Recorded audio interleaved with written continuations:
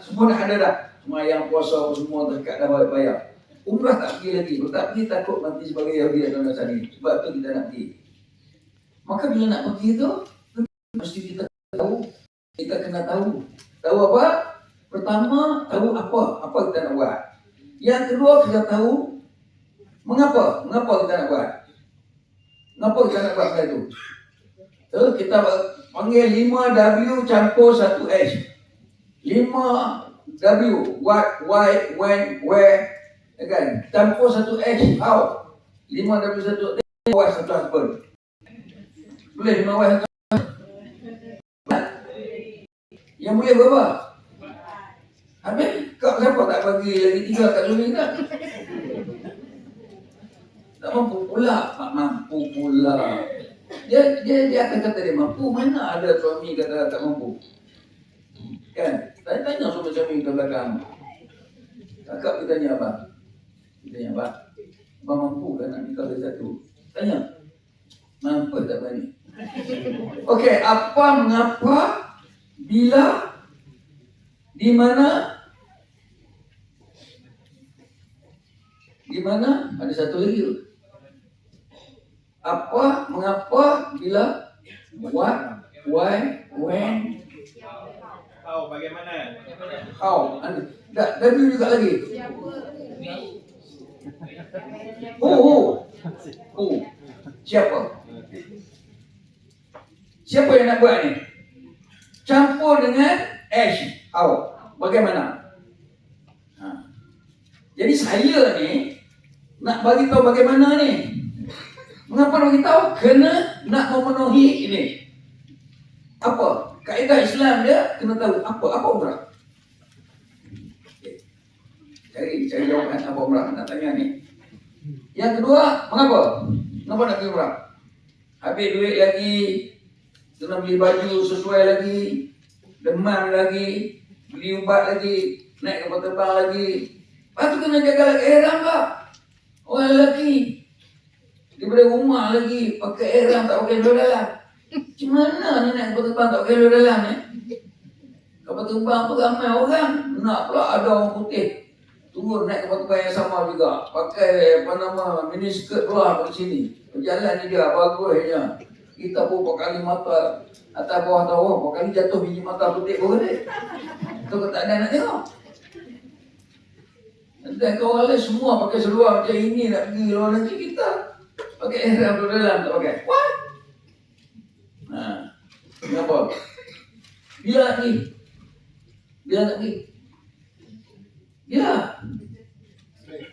Bila? Dia yang jual tiket kat kita, hantar dia tanya kita bila nak pergi. Itulah marah kan? Marah tak? Bila di sini ni ialah kepada wanita, mengapa dia pergi waktu yang tak sesuai bilanya? Mana? Nak pergi ke Mekah buat umrah duduk 7 hari. Dalam 7 hari itu dia datang dengan lemah lembutnya. Bila buat umrah dia datang. Bila salah? Soalan ini dari soalan. Itulah time ada pun bila itu. Tapi time itu dah jadi macam tu pula. Bila tu nak kena tanya. Kan? Kalau puasa tak apa. Tak pergi mana. Dan sampai bila tu haid datang tak payah puasa. Semayang tak payah semayang. Umrah no. Haid tak haid wajib niat dekat. Tapi niat saja tak payah buat umrah pun. Bila kena masuk campur? Di mana? Nak buat umrah tu di mana? Mekah. Mekah tahulah. Musim sejuknya, makannya. Baru-baru ni ada orang komplain. Sampai ke Madinah, hotel cukup bagus, makan, ya Allah. Tak rasa langsung makanan Malaysia. Rebus telur, macam-macam lah komplain. Itu bulan lepas. Wajah Eda, kita punya pengarah, pergi ke hotel terbang beritahu. Hotel, kalau kau tak dapat sedia makanan sesuai untuk orang kami tak jadi ada hotel, kamu nak pergi tempat lain. barulah disediakan tukang masak yang ada seorang penasihat daripada Indonesia. Baru boleh makan, baru dah elok dah sekarang. Kalau tidak, saya ada nasihat tiap kali ceramah saya nasihat, tolonglah pergi ke Madinah, hotel bagus sangat tapi makan tak bagus, tolonglah bawa serunding, acar buah dan juga ikan bili goreng, bawa lah. Dia tak pernah tangkap, tak pernah ambil, tak pernah nampak pun, bawa lah. Tapi bila jadi macam tu, alhamdulillah dah lega dah. Katanya lah balik tu tak ada lagi yang komen. Hari ni dapat apa komen baru hari ni. Dapat komen baru. Komennya nanti sana baca lah. Apa lambat ni? Mana ada tamannya? Mana ada saja nak baca saja. Bukan apa, kita ni syarikat kan? Mana pula perginya? Foto tak ada juga lagi. Kalau tak ada terus baca lah. Lambat je. Mana satu ni? Aduh, tak jumpa dah.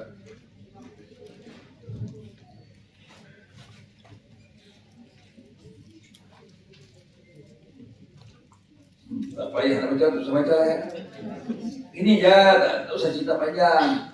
Saya amat-amat merasa pujian dan terima kasih kerana layanan diberi oleh Mutawif ini sangat-sangat menyenangkan hati. Seperti yang dikembangkan kata makanan, tak apa sedap semua. Tapi apabila Mutawif itu pandai bawa kami, beri penerangan, lepas tu cerita sejarah-sejarah, melengkapkan diri kami, rasa ya Allah kedainya kami. Semua benarnya Mutawif ini. Dia puji, saya kata terima kasih beritahu saya siapa Mutawifnya.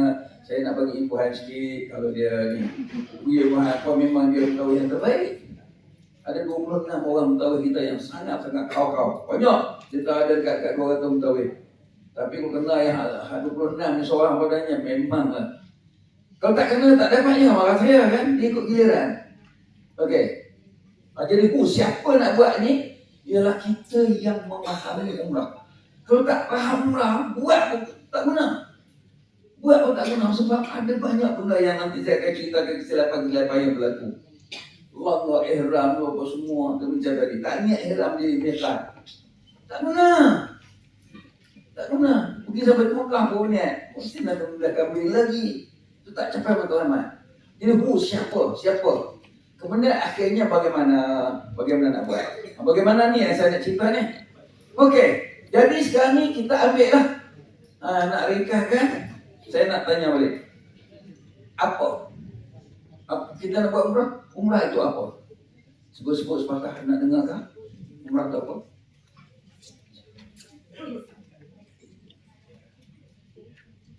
Mengunjungi Baitul Haram untuk beribadah. Okey? Ada nak tokok lagi? Ada lagi? Kalau mengunjungi Baitul Allah untuk beribadah, saya beli tiket kapal terbang. Saya tak payah beli. Nak bila-bila nak beribadah, saya ambil je. Saya dekat kita. Naik kapal terbang, pergi sampai Mekah, saya pun sembahyang. Duduk 2 hari sembahyang 10 waktu, naik kapal terbang balik. Adakah saya buat umrah? Masa ibadah juga tu. Saya nak jawapan yang tepat.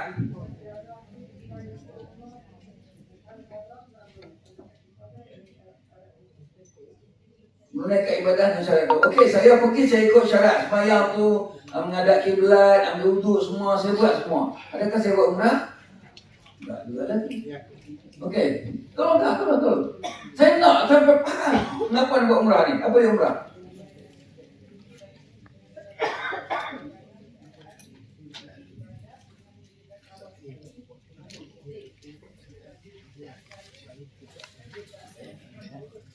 Dengan syarat-syaratnya. Barulah. Mengunjungi Baitullah, kena pergi. Mengunjungi Baitullah untuk melakukan manasik. Ibadat yang tertentu namanya manasik, iaitu tawaf sa'i bergunting dengan syarat-syaratnya selama masa ia tidak berada dalam ihram haji. Dalam ihram haji tak boleh buat umrah. Ingat ya, mengunjungi Baitullah, kita pergi. Tu, di mana tadi ni? Di mana? Di Mekah. Kena pergi ke Baitullah. Pergi buat apa? Untuk melakukan manasik. Apa manasik? Tawaf sa'i bergunting. Itu manasik. Dengan syarat-syaratnya. Syarat tawaf mesti sah. Dalam ihram kena jaga 13 larangan. Nak kena sa'i ikut syarat dia. Gunting rambut lagi ada syarat dia. Barulah itu dinamakan umrah. Mengunjungi Baitullah Haram untuk melakukan manasik tawaf, sa'i, bergunting dengan syarat-syaratnya selama dia tidak berada di ihram haji. Okey. Habis macam mana kita nak faham umrah ni? Ini dia. Kepahaman dia. Kepahaman dia. Kau pada ni. 10.5 kan? Okey, kepahaman dia ni. Dalam ibadat umrah, nanti saya nak alih ni dulu. Nanti orang nak tengok papan putih, dia nak ada pula gambar dalam ni. Okey. Kita ada mempunyai 3 komponen di dalam ibadat umrah.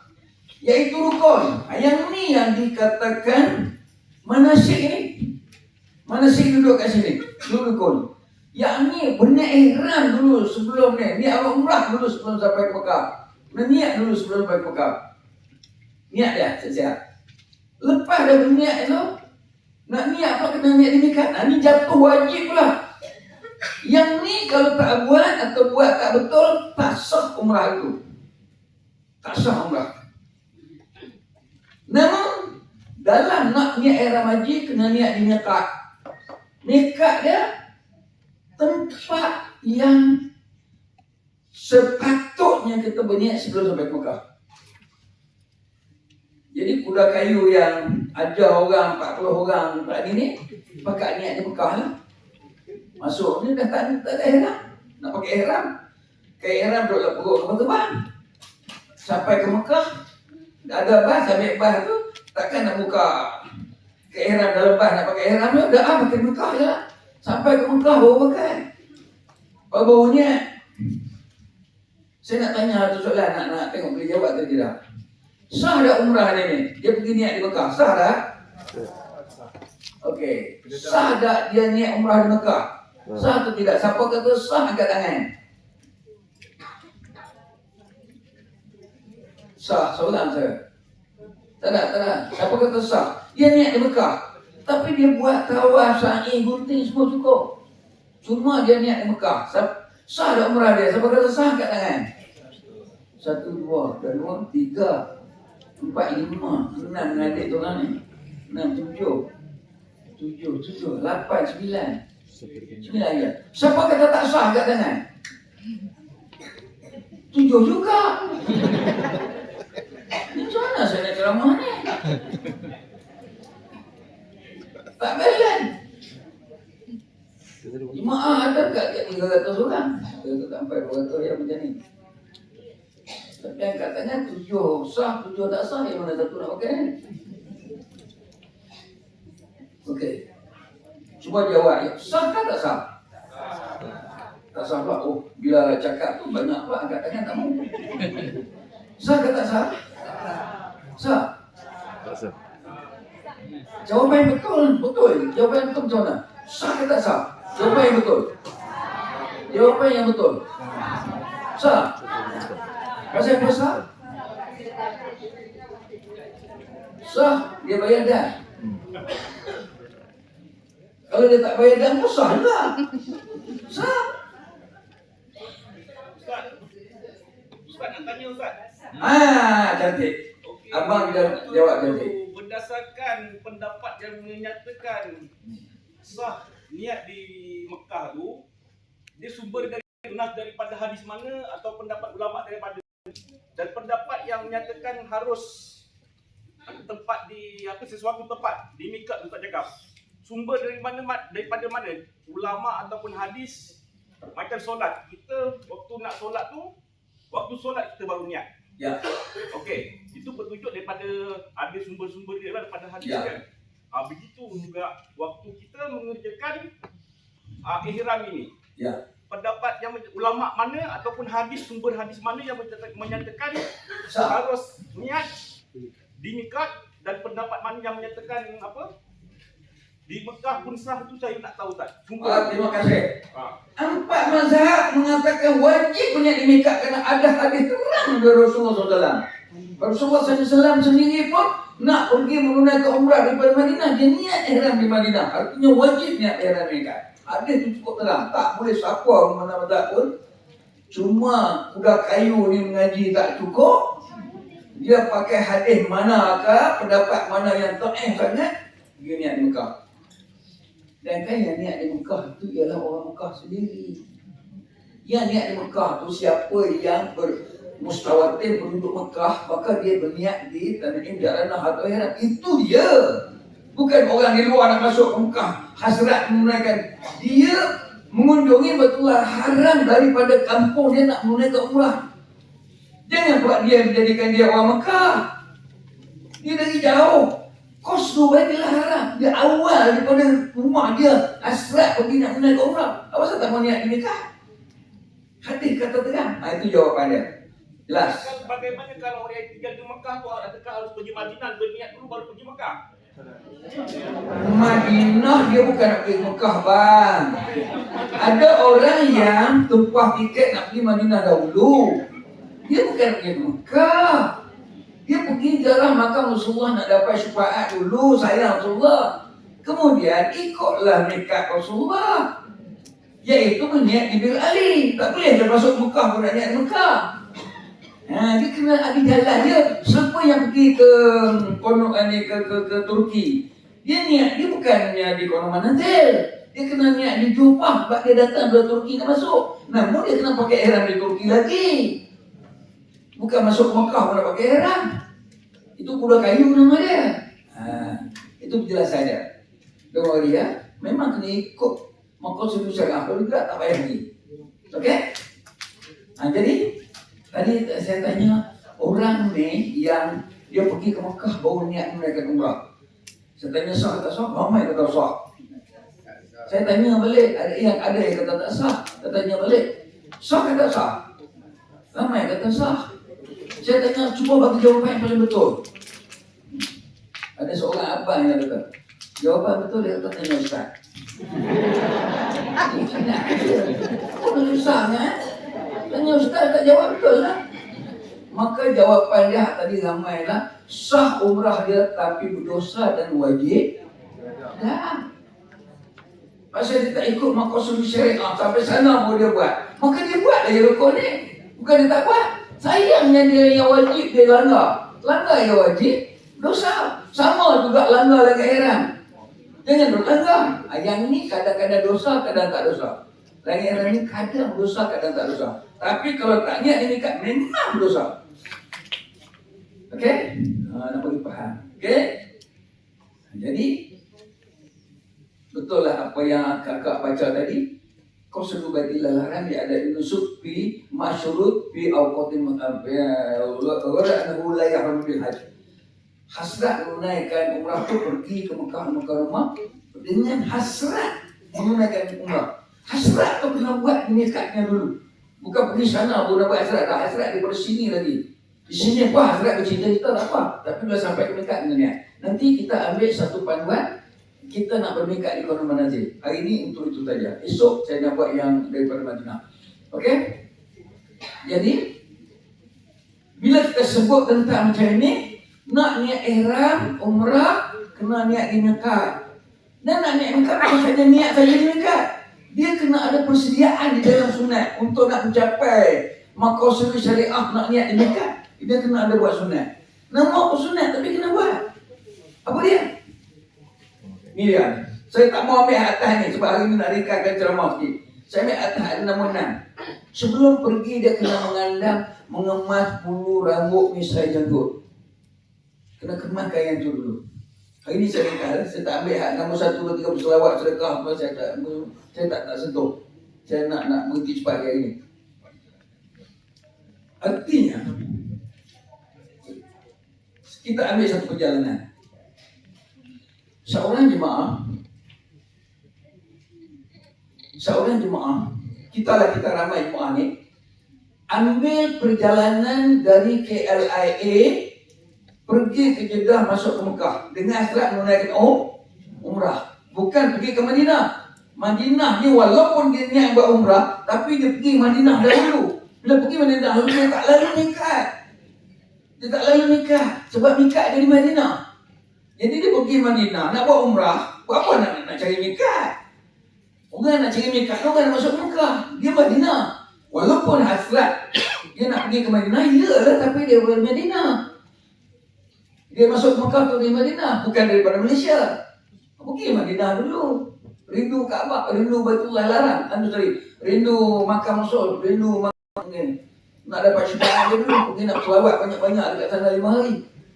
Jadi hari tu kita tinggal esok. Hari ni orang yang nak berangkat dari KLIA ke Jeddah masuk Mekah, maka dia kena buat persediaan awal. Apa dia buat? Kita ambil penerbangan jam 3 petang. Saudi jam 3 petang. Apa dia nak buat? Hari dia nak berangkat itu, hari lain persediaan semua dah ada dah. Kan dengan belikan airah apa semua dah buat sedia dah seminggu dah. Hari nak berangkat pagi itu, dia sering menggambut janggut pisai dulu. Sering gambut janggut pisai apa semua ni. Ini maksud syariah. Ada orang tanya, mengapa nak kena rambut gambut semua? Rambut ini di padang mahsyar esok bercahaya-cahaya. Bila di padang mahsyar esok Allah putarkan balik penghidupan kita seumur hidup kita, hari-hari diputar balik. Kalau saya 77 tahun sekarang, dah rahsia pecah.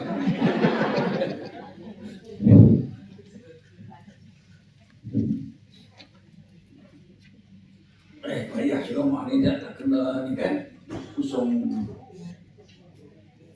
70 tahun kali 365 hari. Jawab dia apa? 25,000. Tolonglah sikit. Tolonglah saya. 25,550. 25,550.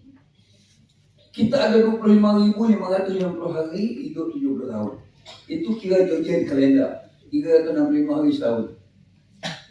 Maka di pada masa besok dia akan putarkan 25,550 hari ini. Watil kal ayyam mudawilha minan nas. Hari itu kami balik-balikkan sampailah ke yaumul hisab. Oh, habis. Jadi setiap kali umur kita 45 tahun, sekian hari bulan, waktu itu dijemuahkan diri kita tengok diri kita, rambut kita bercahaya-cahaya. Pasal kita potong rambut sebelum pergi umrah. Kan? Begitu juga apa? Tawaf sa'i gunting rambut kita bercahaya-cahaya. Allah berbahadihi nasihati dia dikatakan, waj'al li kulli syaratin nuran yaumil qiyamah. Kita doa waktu nak gunting rambut. Okey? Jangan lupa. Saya terpaksa kena bagi tahu benda ni sebab orang tanya, kenapa nak kena gunting rambut? Kenapa nak kena ni? Saya jawablah. Dia akan jadi cahaya kita ni. Sebab itu ada orang tanya semalam. 2 hari lepas tanya, boleh tak Ustaz, rambut saya ni saya nak boleh tanam di Malaysia setelah saya bercukur di Mekah. Hei!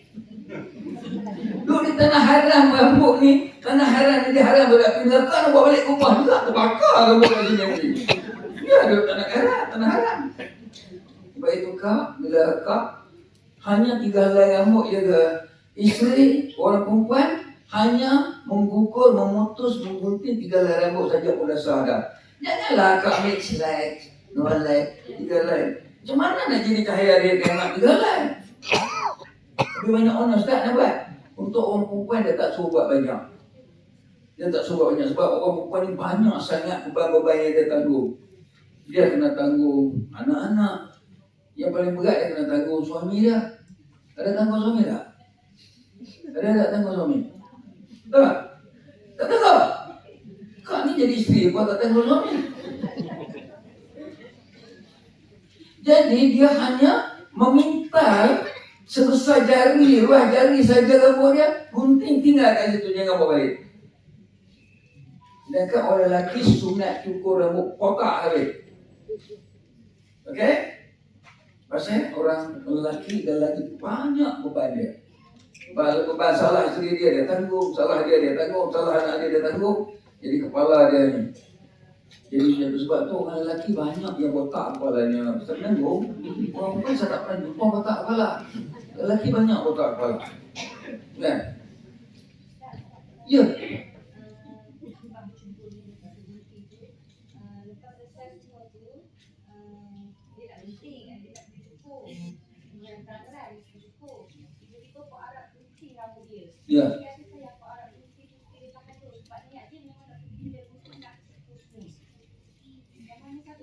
Soalan, suami saya bercita-cita dengan saya lepas saja tawaf sa'i lepas sa'i ada apa namanya, ada bergunting atau bergunting atau bercukur. Tiba-tiba baru selesai saja doa di apa nama ni Bukit Marwah, Rabbana taqabbal minna wa afina wa fa'na wa ala tuqan. Tengok banyak ni ada kata ini sudah habis dia pun datang dah gunting rambut.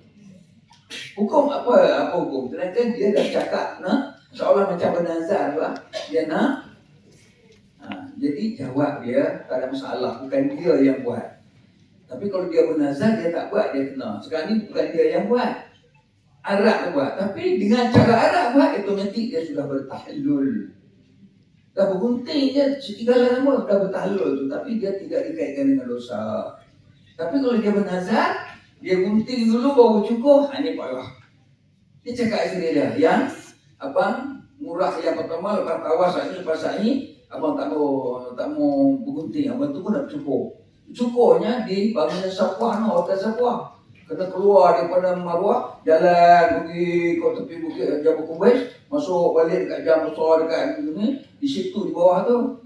Tiba-tiba lambat lagi gunting dulu lah. Yang tu dia telah melanggar nazar. Maka melanggar nazar ketika menunaikan haji dan umrah, wajib sembelih kambing. Sebab melanggar nazar dalam masa menunaikan haji dan umrah. Okey, itulah jawapannya.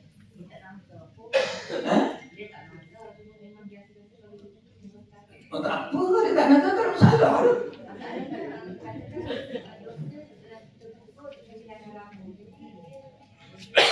Tak apalah, yang Arab tu gunting tu dah satu dosa dah selesai. Dia pergi ke kedai gunting, habis semua lagi lah banyak dosa jatuh. Dah dosa tu tadi, bila dah gunting rambut tu semua dosa dah habis dah. Ingat, bila kita langkah pergi buat umrah, malaikat telah menghapuskan dosa kita dah.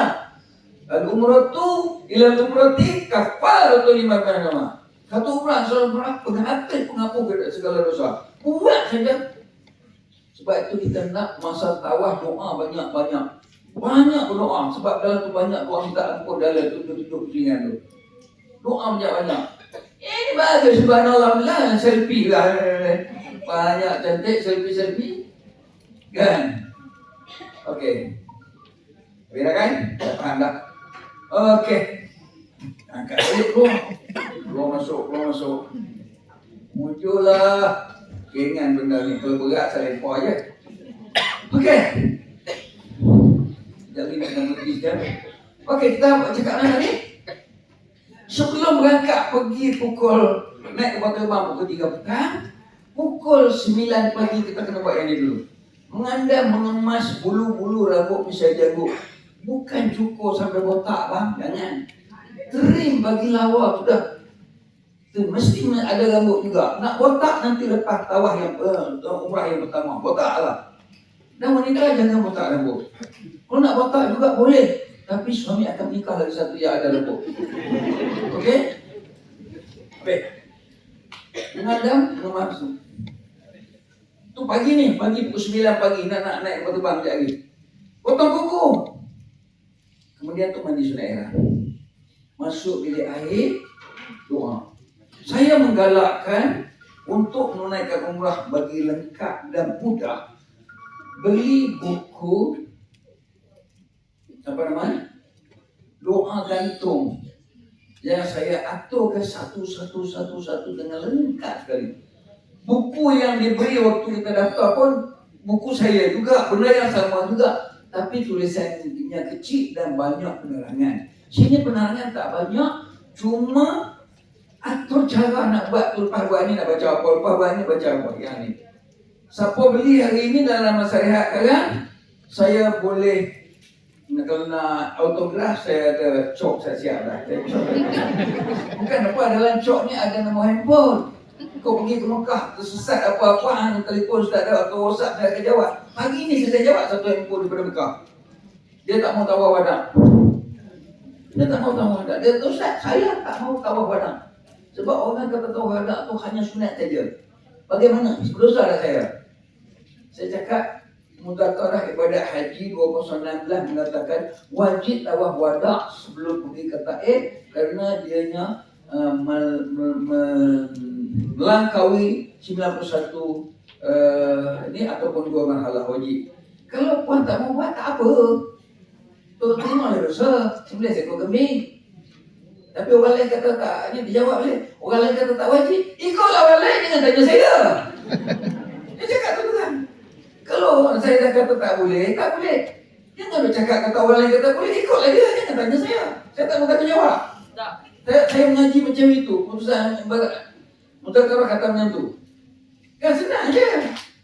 Nak ikut orang lain ikut lah. Macam tadi, dia tak mau niat di mekat. Tak payah. Tapi pada saya, kambing berdosa lagi. Ustaz, Kan? Ya, sila. sembelih seekor kambing tu dekat Mekah ke dekat Malaysia? Macam mana? Sembelih seekor kambing tu dekat Mekah ke dekat mana tu? Nak sembelih kambing? Masuk ni. Boleh. Okey, bersih saja saya melawak ya. Semua jenis dam yang berbentuk sembelih dan sedekah di Mekah, bukan di sini. Satu saja boleh sembelih kambing di sini bagi mereka yang nak buat tahlul ihsan. Dia ni tersekat. Seorang wanita berniat menunaikan umrah walaupun umrah sunat. Tetapi dalam masa dia menunaikan umrah dengan niat biasa, kalau aku berniat menunaikan umrah dengan niat Allah Taala, begitu awal-awal apa? Dia datang sampailah nak balik. Esok dah nak balik dah. Dia datang, hari dia 4 hari. Maka dia balik dalam keadaan berihram. Dia tak boleh tidur, tak boleh nonen dengan suami dia. Suami dia tak boleh nonen dia. Tahu nonen? Suami juga ni je, boleh ni. Kau suami kita suka boleh malam-malam kan? Kau tak faham juga. Dia tak boleh. Tak boleh macam mana tu bini dia. Engkau tahu tak? Engkau ni bini aku. Nikah tu mengharuskan aku nonen dengan kau. Tak boleh apa? Ada halangan. Macam mana nak buat? Takkan suami tu nak mendam rasa ya? Acak gigi. Dekat seminggu dah duduk di dinding pun tak lakar dah. Cari sikat tak jumpa. Yang main bang. Kak, nak cakap kakak dengan main. Suami dah tension sangat tu. Pegang sudu betul tahu. Jenis macam tu jangan biarkan. Sembelih kambing. Beli kambing seekor di sini di Malaysia. Beli kambing sembelih dulu, kemudian hantar ke rumah. Anak yatim ke masjid ke, biar dia orang makan. Kita ni orang boleh makan di rumah. Ayat 199 surah Al-Baqarah. Fa in usirtum famastaysara minal hadi wala tahriqu ru'usakum hatta yablughal hadi mahillah. Jika anda dalam ihram haji atau umrah tetapi tidak sempat melaksanakannya, tiba-tiba kena balik, ini terhalang oleh halangan syarak, anda masih dalam ihram. Jangan kata aku batal ihram tu. Bukan macam sembahyang. Batal sembahyang, batal lah. Buat sembahyang lain. Puasa, batal sembahyang, ganti lah esok atau aku ganti bulan puasa, bulan Syawal esok ganti. Umrah no. Haji no. Di dalam ihram balik tak boleh nak berseketiduran dengan suami. Habis suami nak tidur dengan siapa dah tak boleh tidur dengan kita. Pergi nak nikah lagi satu, kau tak bagi. Maka jalan penyelesaiannya, tu dia. Tanya tadi saya jawablah. Jalan penyelesaiannya ialah sembelih kambing di kampung kita. Jangan sentuh isteri, jangan bercumbu-cumbuan sebab dia dalam ihram. Sembelih kambing dulu, tapi kambing kena hantar tempat yang nak sedekah dulu. Jangan tambak kambing di pagar masjid, balik-balik gunting rambut bini. Malam tu bagus hanya talah dengan bini dia. Esok subuh pergi jumpa imam mana kambing? Kambing kau terlepas, putus tali. Nah, dia dah jolok bini dia dah. Buat kau kambing lagi nak. Satu bersetubuh dengan keadaan isteri masih dalam ihram. Yang kedua, ganti balik kambing yang terlepas malam. Kena ganti balik pasal nak dah besar. Kena beli seekor kambing lagi nak gunting rambut isteri. Itu saja kambing yang sembelih di sini. Yang lain semua kena sembelih di Mekah. Teruklah macam orang tak tawaf wadah nak pergi ke Taif, dah balik ke sini dah. Kena sembelih di Mekah. Oi, takkan nak sembelih kambing di Mekah, aku nak naik terbang pergi. Pandai-pandai pula jawab. Tapi tak mau buat, kita suruh. Macam tadi ni. Apa hukum Ustaz? Saya tak tahu mana. Saja tak tahu mana. Saya tahu hukum dia berdosa. Assalamualaikum warahmatullahi wabarakatuh. Assalamualaikum warahmatullahi. Kecuali kita tu alim dalam mazhab Hambali, ikut mazhab dia tak payah. Itu yang dia orang senang-senang. Tak tahu wadah ikut mazhab Hambali. Tapi duduk di Malaysia, kerajaan Malaysia kata kita umat Islam di Malaysia asal Melayu, mazhab Syafi'i. Kan? Itu jelas ya. Pulanglah pada sendiri-sendiri. Okey. Kalau ada soalan macam ini tanya jangan tak tanya. Okey, apa yang saya cakap tadi ialah dia mengandam mengemah rambut semua, motong kuku, mandi sunat ihram. Jadi dekat nak berangkat tu lampu 9 pagi masuk bilik air. Masuk bilik air buka buku doa kita tu doa ni. Bismillahirrahmanirrahim. Alhamdulillahilladzi ja'ala al-ma'a tahura.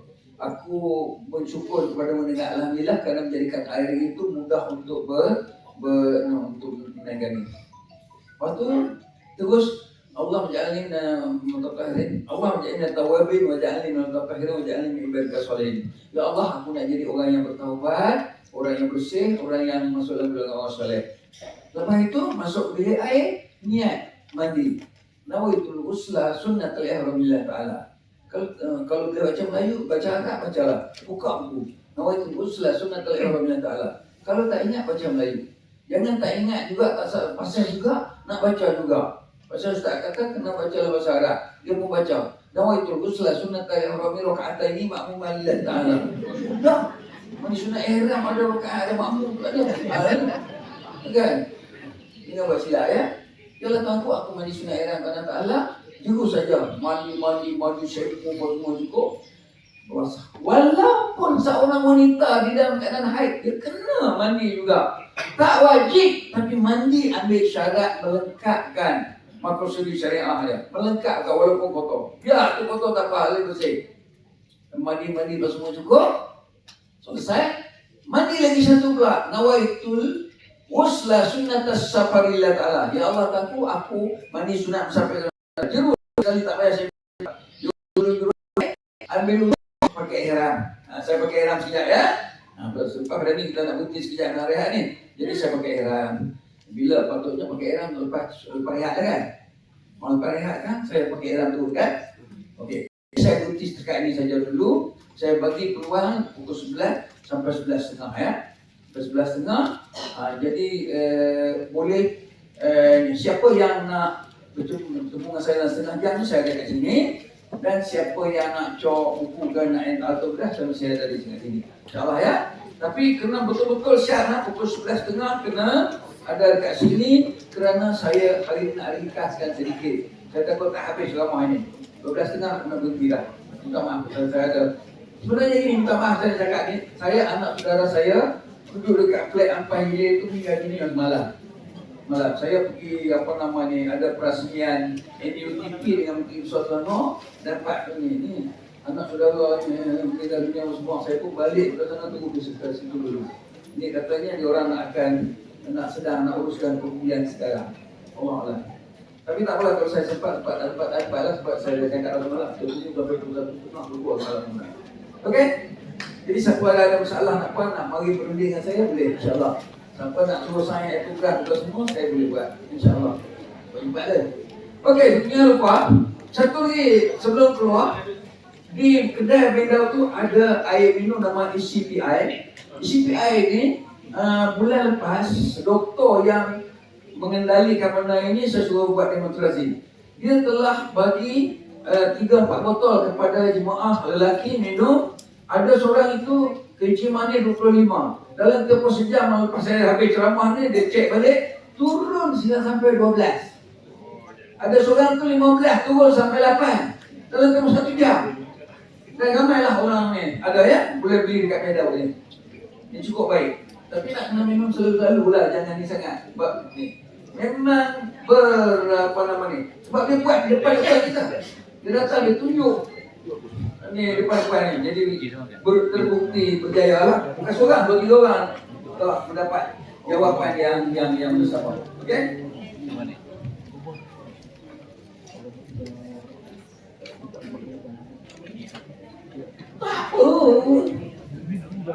Mami dia tak mau botak, saya tak mau, tak masalah. Asalkan gunting 3 helai rambut dah kak oi. Kak belum gunting lagi 3 helai. Iya. Say, boleh. InsyaAllah. InsyaAllah. Eh?